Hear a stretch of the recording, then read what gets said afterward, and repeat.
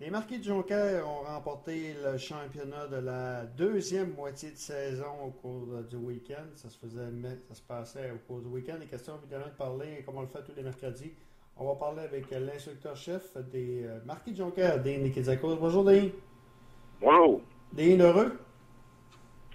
Oui, je ne vais pas vous rectifier, mais c'est le championnat de la saison du calendrier régulier Ah, ok. le classement général qu'on a remporté en fin de semaine, mais oui, on est très heureux et très soulagés en même temps de se donner ce privilège-là avec quand même une fin de semaine encore à jouer au calendrier.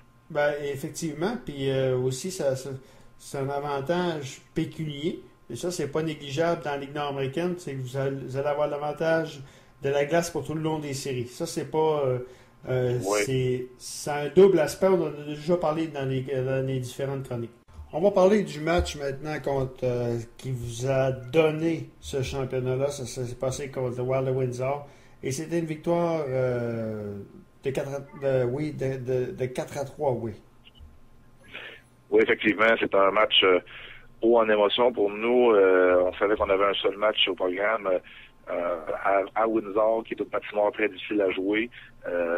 On avait une situation où on avait un alignement un petit peu en deçà de ce qu'on aurait voulu avoir pour un match de cette importance-là. Et puis, d'autant plus, le match a débuté avec des punitions, des pénalités qui nous ont coûté cher. Ils ont Okay. compté 2 fois en l'espace de 26 secondes. En avantage numérique, c'était 2-0. Sean McMorrow, qui joue du go hockey par le temps qui court, nous a donné espoir en comptant son quatrième de saison à peu près 1 minute de la fin de la première période. Ce que ça a fait, c'est on est retourné au vestiaire seulement qu'en déficit de 2-1, malgré qu'on avait passé une bonne partie de la période au cachot. En deuxième période, on est sorti quand même assez fort, mais immédiatement, ils ont compté un but pour mettre ça 3-1 en début de match quand même, mais je trouvais qu'on jouait bien. Le match c'est un match où on essaie de garder ça très serré.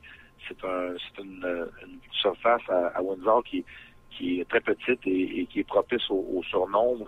Donc, on a essayé de garder nos surnombres au minimum, mais encore une fois, vers la mi-période, Sean McMorrow a compté son 5e de la saison, son 2e du match, pour nous remettre à 3-2. On dirait que ça nous a inspiré. En début de troisième période, tout à la fin de la deuxième période, McMorrow a jeté les gants contre Danick Lessard, qui a eu une pénalité d'instigateur et une pénalité d'équipement illégal. On a un avantage numérique de 4 minutes Okay. qui a mené au but de Hugo Carpentier. Hugo Carpentier a gagné la marque je ne sais pas quel temps de la première et troisième période, mais en tout début.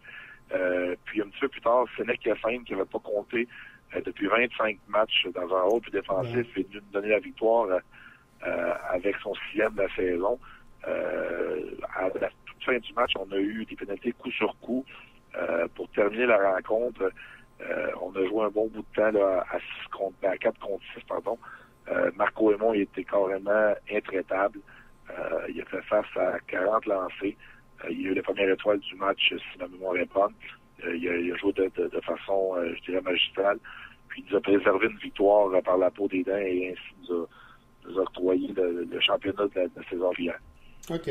Donc, c'est une victoire de 4 à 3. 2 filets pour Sean McMorrow, comme tu l'as mentionné. Hugo Carpentier a eu une passe dans cette partie. Sénèque Hyacinthe qui a mis fin à sa léthargie en marquant un but. Nicolas Dumoulin, 2 passes dans la partie. En fin de semaine, vous allez jouer 2 matchs. Vous allez terminer la saison. 2 matchs contre Trois-Rivières et l'autre contre Rivière-du-Loup. Là, le championnat est acquis. Comment qu'on aborde les 2 matchs du cours du week-end? Est-ce qu'on va faire reposer les vétérans? Est-ce qu'on va y aller avec plus de jeunes? Comment qu'on va agir? Je vais accueillir le retour de plusieurs absents, dont David Massé qui était absent à la Liberté, etc. Donc, on va les introduire dans l'alignement. Ça va être une occasion pour nous autres de refaire connaissance avec notre aliment presque complet.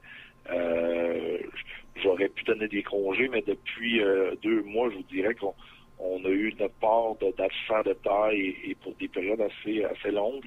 Donc, on va profiter du week-end pour finir notre jeu collectif, remettre les trios et les unités en place pour avoir un petit peu de répétition avant le début des séries. Puis, je pense que ça va être de bon augure.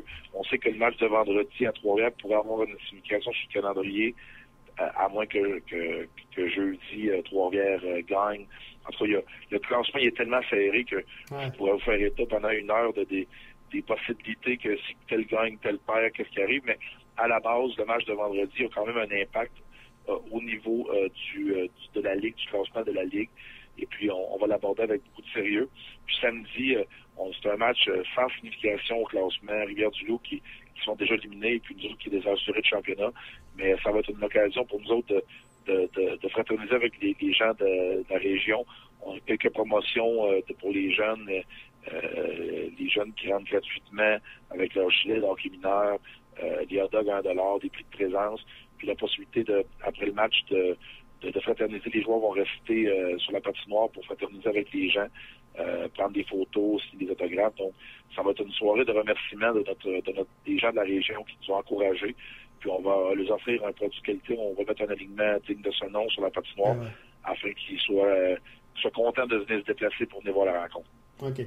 Dean, on va se parler comme on le fait tous les mercredis. La semaine prochaine, on va se préparer pour les séries. Fait qu'on fera notre chronique à tous les mercredis comme on le fait. Ça va me faire plaisir. Voilà, donc c'était l'instructeur-chef des Marquis de Jonquière, Dean Liquidiakos.